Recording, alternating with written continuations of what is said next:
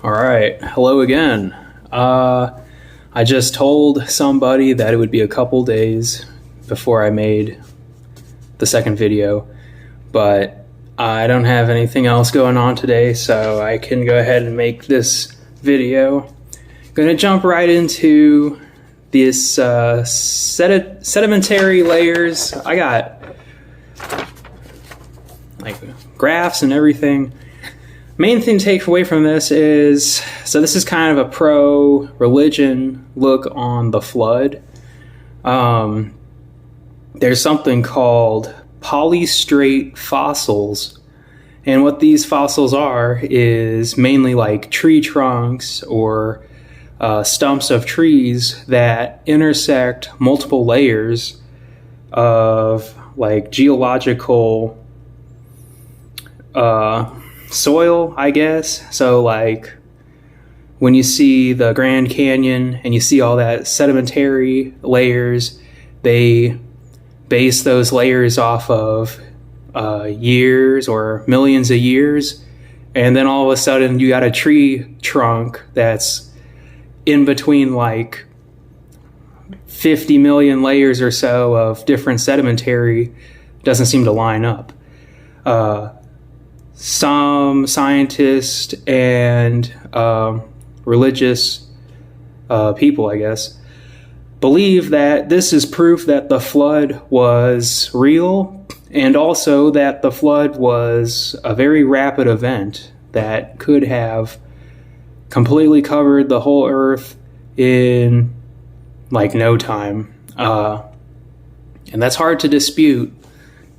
Also hard to rationalize how that could be. They've also found fossils of like species supposedly extinct for 50 million years have been found alive. Massive graveyards of bones jumbled up, suggesting catastrophic events, not like long-term events. Also found fossils of animals in the act of like eating or breeding, and it suggests that something happened suddenly to just cover these animals up. Okay. Now let's jump into the stuff that's a little more complex. Well, my source, Angels and Demons, continued. In 1857, Pope Pius IX decided accurate representation of the male form might incite lust inside the Vatican. So he got a chisel and mallet and hacked off the genitalia of every single male statue inside Vatican City. He defaced works by Michelangelo, Bramante, and Bernini. Big Bernini fan. Plaster fig leaves were used to patch the damage. The Pantheon in Rome got its name from the original religion practiced there, pantheism, the worship of all gods, specifically pagan gods of Mother Earth. The Vatican had all the statues in the Pantheon removed and destroyed in the late 1800s because they were of pagan gods. December 25th is the ancient pagan holiday of Sol Invictus, unconquered sun, coinciding with the winter solstice. It's that wonderful time of year when the sun returns and the days start getting longer. Christianity did not only borrow from sun worship.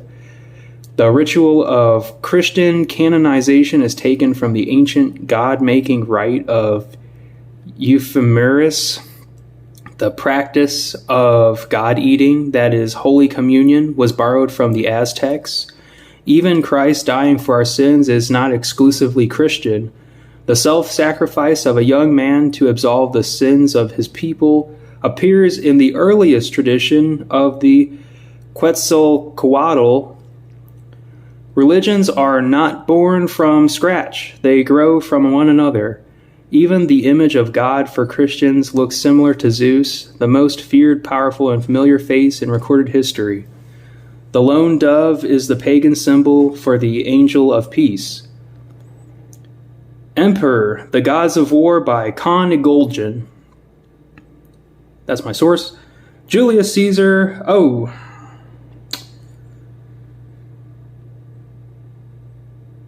Yeah, I already said that.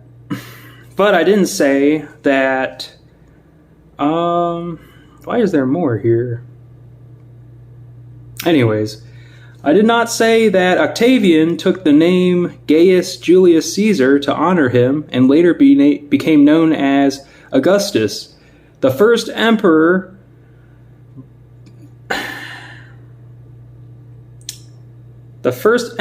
but Julius Caesar, who denied the crown 3 times, prepared his seat.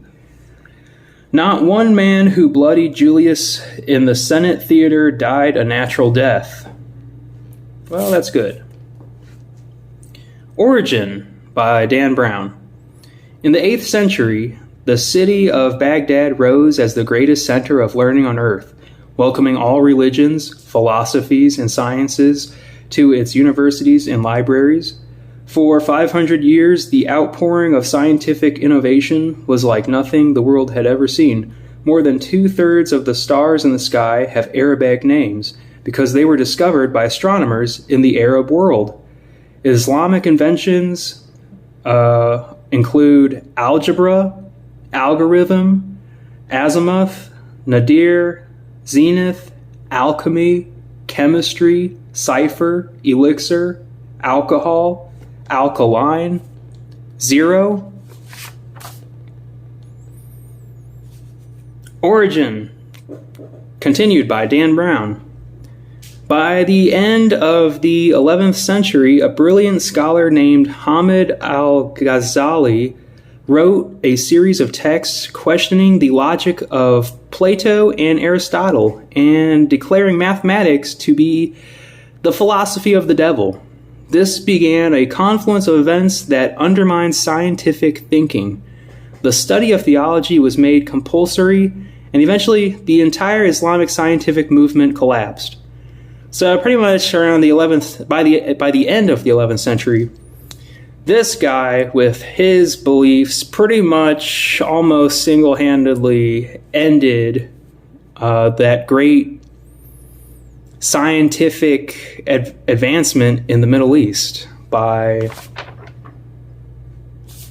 saying mathematics was the devil's work. Which leads me right into Phi. Phi 1.618. This is an interesting number for a lot of reasons, but also when I think about Skinwalker Ranch, that signal is 1.6 gigahertz. So it's a different, it's not even the same like scale that we're measuring stuff, but it's also a 1.6. What's up with that?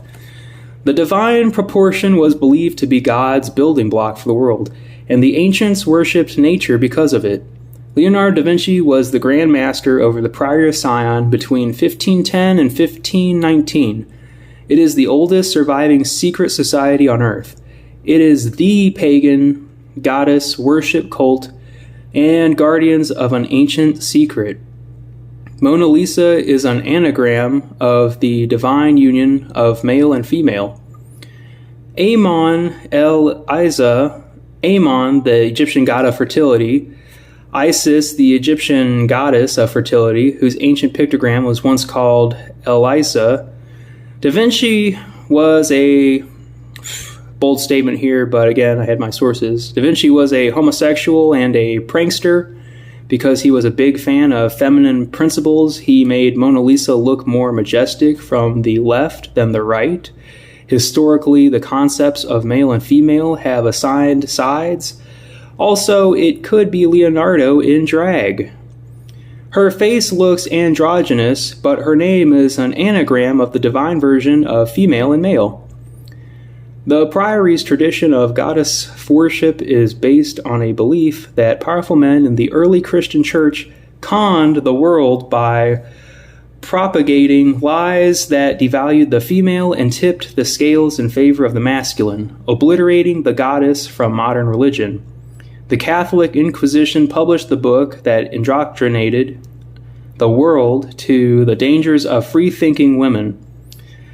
Malus Maleficarum, the witch's hammer, it instructed the clergy how to locate, torture, and destroy them.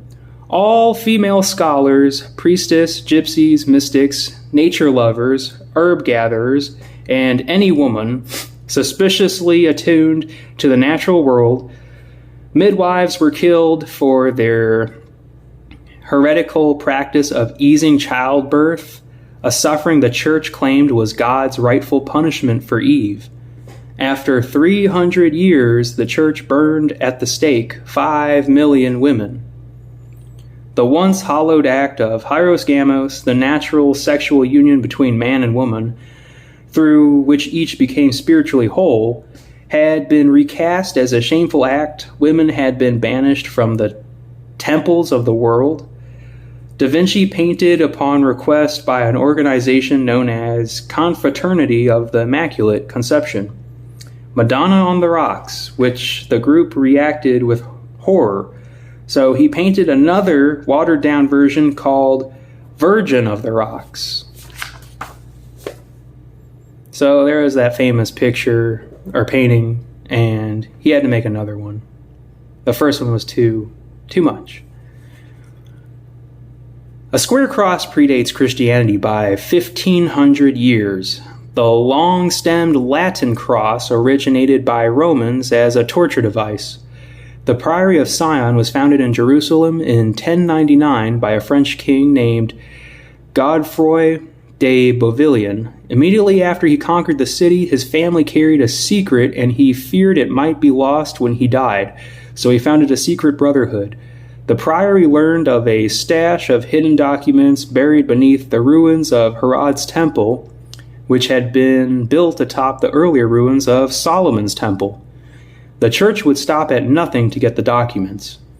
The priory created a military arm, a group of 9 knights called the Order of the Poor Knights of Christ, and the Temple of Solomon, aka the Knights Templar. During the Second Crusade, they were in the Holy Land and told King Baldwin II they were there to protect Christian pilgrims. They took residence in the devastated shrine. After 9 years, they took the treasure from the temple and traveled to Europe.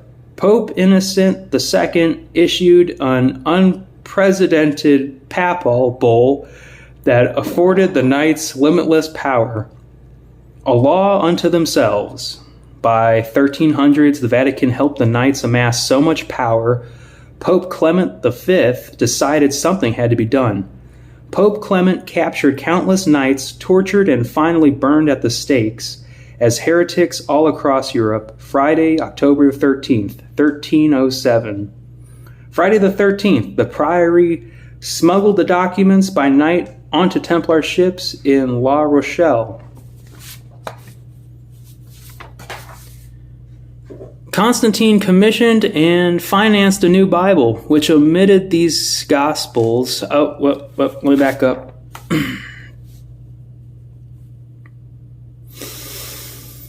All right. Mary Magdalene was not a prostitute. She was from the tribe of Benjamin. Jesus from the tribe of David, a descendant of King Solomon, King of the Jews. The legend of the Holy Grail is a legend about royal blood. The chalice that held the blood of Christ speaks of Mary Magdalene, Jesus' wife. The Gnostic Gospels do not match up with the Gospels in the Bible. Jesus gave Mary directions to establish the Christian church, not Peter. And the companion of the Savior is Mary Magdalene. In Aramaic, companion translates to spouse. There is a gospel of Mary Magdalene. The word sangreal derives from sangreal, but its most ancient form, divided, sangreal, means royal blood. Mary left the Holy Land for Gaul, modern-day France. She had a daughter named Sarah. The purest documents, thousands of pages of unaltered pre-Constantine documents written by Jesus' early followers, revering him as a holy human teacher and prophet. The legendary Q document, a manuscript even the Vatican admits they believe exists, is a book of Jesus' teachings in his own handwriting. The Magdalene Diaries. These are some of the documents that made the Knights so powerful. Jesus' bloodline intermarried with French royal blood, creating the Merovingian bloodline. The Merovingians founded Paris. Sigisbert carried on the lineage which later included Godefroy de Bouillon, founder of the Priory of Ceylon. The same man who ordered the Knights Templar to recover the Sangreal documents, thus providing him proof of hereditary ties with Jesus Christ. So I thought jumping back would help, but I guess that page is also lost. But this is going to start where, and I'm pretty sure it's here somewhere. We'll find it. We all know that there was other books that could have been added into the Bible but weren't. One of the groups was even a group of cannibals who claimed to have another book that was of God, but was dismissed because those people were cannibals. So Constantine commissioned and financed a new Bible which omitted those Gospels that spoke of Christ's human traits and embellished those Gospels that made him godlike. The earlier Gospels were outlawed, gathered up, and burned. Anyone who chose the forbidden Gospels over Constantine's version was deemed a heretic. The word hereticus, means choice and derives from that moment in history. So you weren't even a heretic until Constantine said you were. Some of the Gospels Constantine tried to eradicate managed to survive. The Dead Sea Scrolls were found in the 1950s, hidden in a cave near Qumran in the Judean desert. The Coptic Scrolls in 1945 at Nag Hammadi. The scrolls highlight glaring historical discrepancies and fabrications, confirming that the modern Bible was compiled and edited by men who possessed a political agenda to promote the divinity of the man, Jesus, and use his influence to solidify their own power base. The modern church's desire to suppress these documents comes from a sincere belief in their established view of Christ. The Vatican is made up of deeply pious men who truly believe these contrary documents could only be false testimony. Almost everything our fathers taught us about Christ is false, as are the stories about the Holy Grail.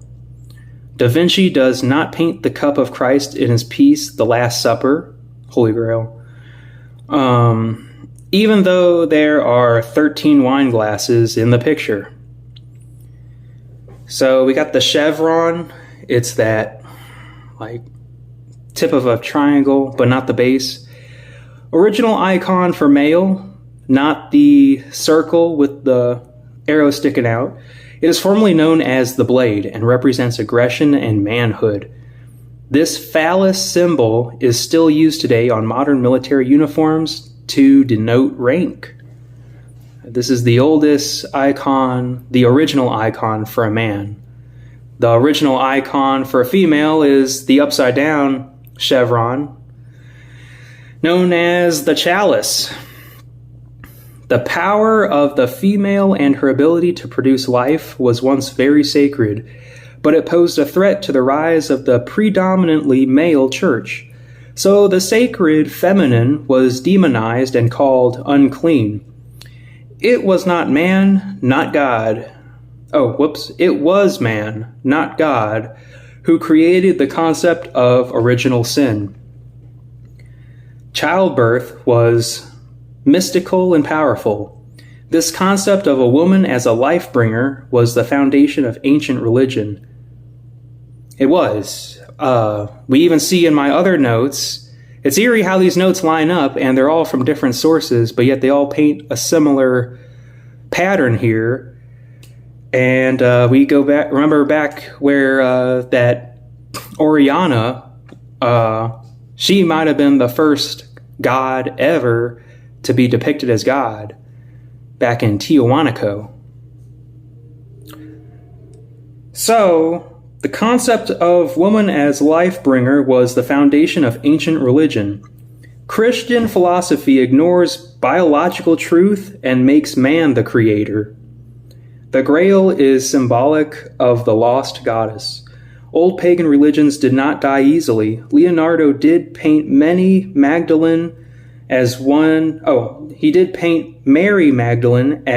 of the disciples in the Last Supper. She is the Holy Grail.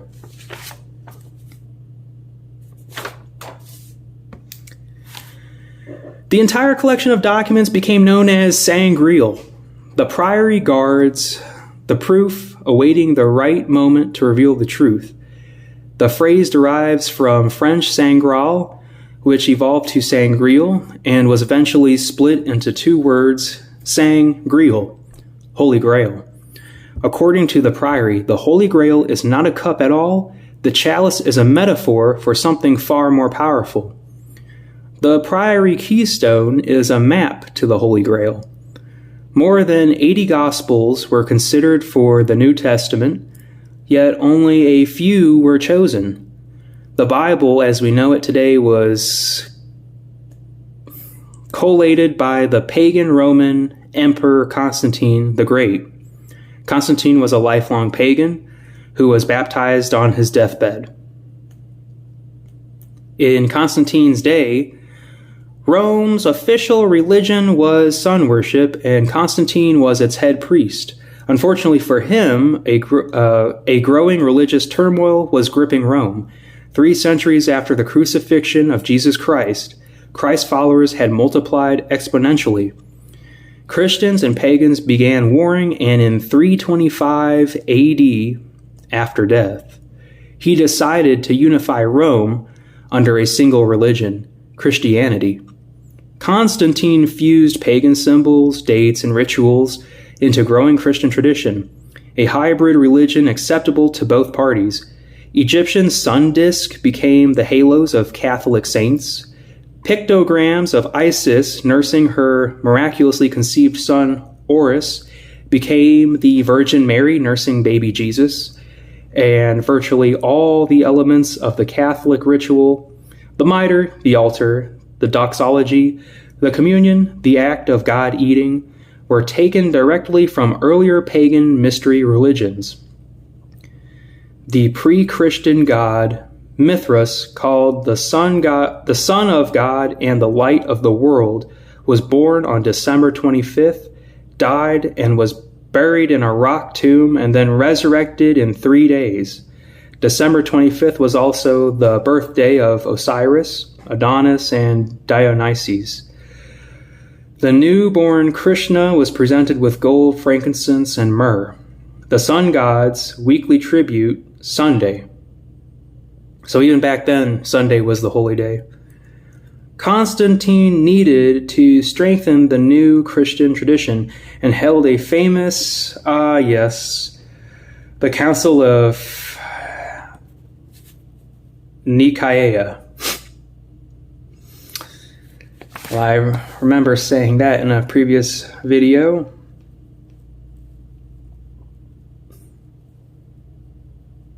Okay, that's good. Only got a little bit left here. Hell, the Devil, and Karma. That's what this book's called. That's where I got this source. In Atlantis, before the second Transapolnian devastation, and in the land of Mu, existed a Neptunian type of flying reptile whose skin was covered with scales, utilized by the Chaldeans in order to symbolize the darkness of night. Later adopted by the Hebrews and afterwards robbed by the Christians, this symbolic creature has been converted by the Christians into that frightening devil fetish figure. Interesting word choice. The dragon relates to Neptune, the symbol of Atlantean magic. The Mothman Prophecies by John A. Keel, 1975. That's where I got this source. There are archaeological sites in the Mississippi Valley which have been dated to 8,000 years ago, long before Indians are supposed to have arrived. Some of the Indian mounds are laid out and constructed with the same kind of mathematical precision found in the pyramids of Egypt. Hold on. Did we ever really even talk about Phi? Just not realizing that. That's weird. I don't know where those notes went to. But let's just pause this about the Indians in Mississippi, because I know about Phi. That 1.6. So apparently if you measure out like something like from your arm down to your fingertips or something like that, you're always going to get your whole entire height from your chest to the top of your head or something like that. It always equals out to 1.6. Now, of course, that raises the question, what if you're born with one arm or half a body? Yeah, okay, that's not going to apply to you, I guess. But for almost everybody who's born with two arms, two legs, and a reasonably average body type, it always comes out to something like, if you took that length, and I guess it's the same, I don't know, let's see here. Ow. I guess that is pretty much, so I guess your arm's always supposed to go up to here, and I guess that's a third of your whole entire body height, and it always comes out to 1.6. So it's just weird. It's like people think they might have discovered a formula that God himself might use, and it's this 1.6. So anyways, let's get back to these Indians in the Mississippi. Some of the Indian mounds are laid out and constructed with the same kind of mathematical precision found in the pyramids of Egypt. Some are built in the form of elephants. And that's interesting because elephants are not native to America. And in the Book of Mormon, it talks about elephants being in America, where other people say, well, right there, they dismiss Mormonism because it's like there's too much crazy stuff in there. Like, example, there's no elephants that were in America. But yet here, this other source from the Mothman Prophecies is saying there are archaeological sites dating back around 8,000 years before Indians are supposed to have been in America, and they're shaped like elephants. So that gives the Book of Mormon even more credibility. Also like to talk about the Book of Mormon and maybe even this other thing. Oh, geez. They're not even in my notes. Yeah, I also know stuff just locked away in the vault. So in the Book of Mormon, it's pretty incredible because John Mormon had a vision from an angel, told him to go dig up some dirt round back of his property. He's like, okay, I'll do it. When he dug up that dirt, he found a tablet with more instructions, I guess, or something like that. I don't know, but this tablet was supposedly from God. And he had witnesses, but the witnesses were also his immediate family members. But like 8 people saw this tablet, all either his best friends or his family. But really, I mean, who else are you going to show that to if that were to happen? So, what he did then, and I'm just going to jump through his life. This isn't like he did stuff before stuff and after stuff that I'm about to say, but just the main highlights for me is this man eventually became a national threat of security to the U.S. government. And at the time, President Lincoln had to sign a peace treaty with the Mormons, and that's why their big head branch is in Utah, also nearby Skinwalker Ranch, because eventually they had to find a sovereign place where they could just exist because they were just too powerful of a force. They actually had people that would fight against like the government and stuff, and they were just a growing thing that President Lincoln had to make a peace treaty with them. While he's fighting the war, the Civil War, or beginning to fight that, and that's already on his plate. And then he's got the Mormons, and he just had to sign a peace treaty. But he had surrounded them. They had set up shop originally somewhere in like Mississippi or Missouri, somewhere in the middle, and people kicked them out of there. And then like the National Guards at the time got involved. Anyways, then this man escapes conviction and death multiple times. I mean, other members of his religion is dying around him, but this man is almost seemingly untouchable. The only way he was either caught or killed, I can't remember, is he was actually about to escape again from a room where they busted in on him, like the Secret Service at the time. And they killed everybody in that room, but when the door swung open, John Mormon just happened to be like behind the door. He escaped that room. But they had his wife, and as he's getting on a boat, she like called out his name, and he stalled for that little second, and then they shot him. So I guess he probably did die, I guess. But it's just amazing how it really makes you wonder if it wasn't God sent. Another thing I don't have in my notes is something called, a wild book called Under the Banner. And this is a story about two brothers who was in the Church of Latter-day Saints. Because you have the Latter-day Saints, and then you have something called like polygamy. And there's a difference there in Mormon. So in the Book of Mormon, it's real big that a man finds a wife, because there's different levels of heaven to a Mormon. And the more wives you have, the more powerful you can be. And so this is where you see small communities of Mormons that like marry their daughters to neighbors and other brothers of their religion. And now you have like just a cesspool of like incest and multiple wives and stuff. That's where that comes from, is because they're trying to get as many wives as they can so they get a better seat in heaven.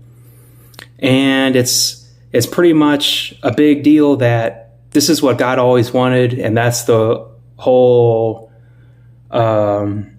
metaphor behind the bride and the church being the bride, is that you were always supposed to find a woman to marry. But so therefore you can see why the church divided. And now you have the Latter-day Saints and you have polygamists, which they don't really like to talk about. And I don't blame them, because there's other things in the Book of Mormon that are interesting, I'll say. And so anyways, these two brothers, they were in the Latter-day Saints. And this is where, if you got a message from God, you were supposed to tell the higher ups in the church. Well, this guy had a message from God that he's supposed to kill his third brother, because these two brothers had a third brother, and his wife and him had recently left the church, if I remember correctly. And so this other brother had a revelation that he claimed God told him that he should kill his brother's wife and baby. And the church said, nope, that did definitely not come from God. So you're wrong. That wasn't good enough for him. So somehow he convinces his other brother, these two brothers, gonna go out to kill the third brother's wife and baby. And along the way, they picked up like a hitchhiker, and I think he was okay with it too. And then they picked up like a second hitchhiker, some guy working on construction or something, and was just like quit his job right then and there. And these people just happened to be in the way. And he's like, can you give me a ride? Well, he was okay with it too, I guess. But later, I guess they said they didn't know what was going on. But they traveled with these guys many miles to this guy's house. And this is where it gets interesting, because in the book, I remember it very well, said the original brother that had this idea to go kill these people, he chickened out at the last moment. He's like, oh man, never mind. It's a bad idea. Yeah, it's not from God. I was wrong. Now, the other brother he convinced to do this with the whole time was like, this is a pretty stupid idea, dude. Let's not do this. Now, all of a sudden, last minute, he's like, no, we went this far. We're going to do this. So now this other guy who didn't get the message from God forced his way into the home, and everybody could hear the screams, and he had knocked her down, but she was putting up a fight. Well, now the other brother gets out of the car, and he goes inside the house because they can hear him from the car. And so now they're both in it. And the other two, the hitchhikers, they heard the screams, so they took the car and left. But this is weird, because then the brother tried to... So now the other one that didn't have the vision is completely taking command. He's got a vacuum cord to the vacuum and ties up their third brother's wife. And that's when something... Because these two eventually get caught. They go to prison. One of them gets executed, the other one serving a life sentence, and that's where he made this book and told exactly what happened. And this is from his viewpoint. He said something pushed his brother so hard that he fell to the ground. And he was just done. He said, oh, I can't do this anymore. Yeah, because divine intervention intervented. Well, now the guy who originally had the vision, who didn't want to do it last minute, all of a sudden is like, here, I can do it. And he did it. He did it all. He did the act. So that's interesting, because there's definitely something supernatural in the world. And that's why I wanted to bring all this stuff up, is because, as you know, the world is connected now. We all agree that there's one God, and we all have been praying to the same one God, just different ways. So it's almost like, just take this information with a grain of salt, because it's almost obsolete. But just like with these alien files coming out, those are kind of obsolete too, but now we're open to talk about that. That's how I feel about this. I think we're open to talk about this, and humanity is mature enough to take this information and do what you will with it. But just know that the world did actually turn out a lot better, even with all this stuff happening. So let's get back to this. A small knot of nuts has talked to you year after year on interview programs, telling you how the sinister Air Force has been keeping the truth about flying saucers from the public. That truth being that UFOs are the product of a superior intelligence with an advanced technology, and that the flying saucers have come to save us from ourselves. Well, that's interesting, because I didn't know they were trying to save us from ourselves. But it's probably more like trying to save the planet from us. But I did actually just see on Google News that more UFO stuff. So I checked it out. Like, this stuff was previously classified. All this guy said, and they were credible dudes way up at the top of the Air Force and stuff. All they were saying is that, yeah, these aliens do exist. They have technology far superior than us, and there's nothing we can do about it. And that's the big secret, is like, they're flying around and we can't do anything about it. And their power is that they can show up anytime they want, travel super far distances at seemingly like no time and just seconds, do whatever they want, and then leave whenever they want. And that is the almighty power that they were so scared to tell you about. And it's like, I already knew that. I know that those aliens are fast and that they can come in and whenever they want. So, yeah. The gods of ancient Greece are among us again, in a new guise, but still handing out the old line. Believe. Belief is the enemy. Now, this is coming from the Mothman prophecies. If you are under 30, you grew up on a diet of comic books, motion pictures, and television programs which educate you to believe in the extraterrestrial hypothesis. Keep in mind, this was 1975. 100 years from now, those lights and that damnable procession of strange critters and 9-foot humanoids will still be marching in our midst. Isolated individuals on lonely back roads will still be getting caught in sudden beams of energy from the sky, then shuck their families, quit their jobs, and rocket into notoriety or plunge into the hell of insanity and bankruptcy. It's actually true because we just saw that those 10-foot aliens were in Las Vegas, and this was in 1975. This guy is predicting that you're still going to see this stuff hundreds of years from now. The Indians must have known something about West Virginia. They avoided it. Before Europeans arrived, the Indian nations had spread out and divided up the North American continent.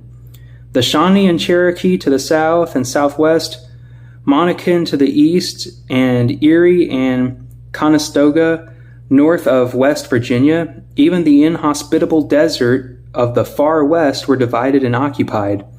There is only one spot on the map labeled uninhabited: West Virginia. The absence of an Indian tradition in West Virginia is troublesome for the researcher. There are strange ancient ruins in the state, circular stone monuments. Since the Indians didn't build such monuments, we only have mystery. Chief Cornstalk is supposed to have put a curse on the area after he fell in battle. Him and his Shawnees. The Cherokees believe moon-eyed albinos ran out of Tennessee and may have moved to West Virginia. Belief has always been the enemy of truth. Yet, ironically, if our minds are supple enough, belief can sometimes open the door. Well, we know that when Indians curse the ground, it's pretty serious. Skinwalker Ranch, case in point. Okay, coming down to the last bit here. These are just amazing facts you don't know by Michael Gonzalez, and they are definitely amazing. So let me tell you about these.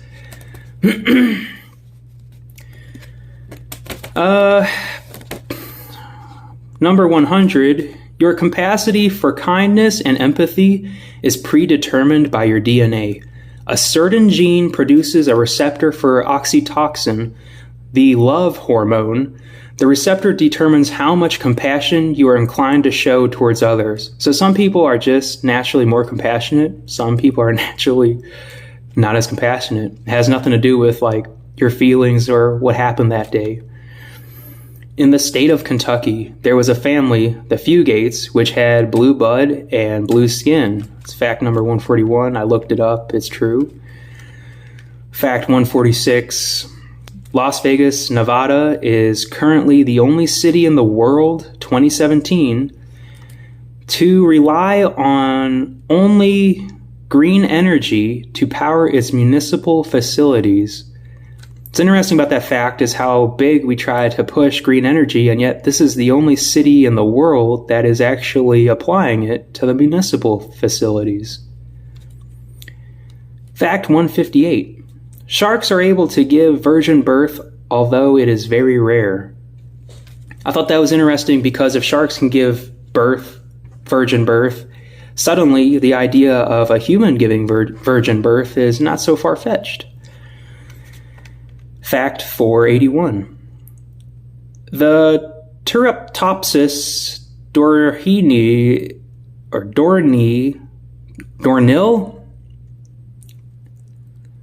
It's a kind of jellyfish. It is a species of jellyfish that is essentially immortal. This jellyfish apparently never dies unless an unnatural cause, but it will never live out its lifespan. Fact 497. When anglerfish mate, the male latches onto the female's body and fuses to her, losing all his internal organs until they share a bloodstream. That's intense. Fact 889. The rainbow eucalyptus is a tree native to the Philippines with a bark that is bright and multicolored. Fact 891. There is a tree that's so poisonous, rainwater dripping off its leaves will burn your skin. It's called I don't even know if I should say that. Well, you'd have to grow it first. It's called a manchineel tree. Fact 927. Human hair contains traces of gold. So I like this fact because there's also a belief that the aliens could be coming to Earth for gold. And they want humans to mine gold. They might be overseeing the whole production of collecting gold. And it's just interesting that there are traces of gold in human hair. Crash course. Ka videos. This is an online study. 4 BC. Augustus Caesar was considered the Son of God, reputed savior of the world. According to Jewish tradition, the Torah comes from Yahweh, and the rabbis are the ones who interpret it. 476 Circuit era, Rome is sacked by barbarians. I guess these are just more facts that are interesting. It's interesting to think that Julius Caesar was considered the son of God at one point because he was so powerful. It's also interesting how the Jewish tradition goes, and that Rome, being how powerful it was, there is a record that at one point barbarians sacked the entire city, but I think Rome eventually took it back, but it's pretty impressive. 7th century Circuit era, Gabriel appeared to Muhammad, a caravan trader. This is the Muhammad. He was a caravan trader at the time, and the angel Gabriel told him to begin reciting the word of God. There's a lot in this sentence, and there's more to it, but one thing that's very interesting is it's not like this was an angel with a Muslim name. This is an angel with the same name as one in a Christian Bible. So it's interesting that those two cross meet like in a metaverse, but then there's more. He was part of the Quraysh tribe in Mecca. I don't know how to say a lot of these names. Abraham built a temple called the Kaaba that housed many cult statues. Islam means submission. A Muslim is one who submits. Muhammad believed there was only one God. So Muhammad could technically say it's probably the first one to, okay, we can't really say what I'm about to say, but it's interesting to think that Muhammad believed there was only one God. And here you fast forward into 2023, and we all agreed that there is only one God. The Quraysh tribe forced Muhammad and his followers in 622 Circuit era out, known as the Anno Hagere, year 00 in the Islamic calendar. That's when the Islamic calendar started, is when Muhammad was cast out with his followers. 630 Circuit era, so just 8 years later, Muhammad took back Mecca. Muhammad died in 632 Circuit era as the final prophet. Abu Bakr became the first caliph. Many wanted Ali, Muhammad's son-in-law, to lead, and although he became fourth caliph, began the divide of the Sunni and the Shia Muslims. Sunni believed Abu was the rightful caliph. Shia believed it should have been Ali. The first 4 caliphs are known the rightly led caliphs. They're known as the rightly led because apparently it was also Muhammad's word that these people should be the caliphs, and then only like a couple caliphs later, people are already trying to get in their own people, much like the government now. Caliph 2 and 3 were assassinated, just to give you an idea. Islam has caliph sacred stories and text. This is also something very big that divided the people, because on one hand, you have the people that want the caliph that apparently Muhammad has said should be, because he's talking to God as the last prophet. And then you have the other people who want this other caliph to be the rulers because maybe to them, that person seems like a better fit. Very interesting. So you have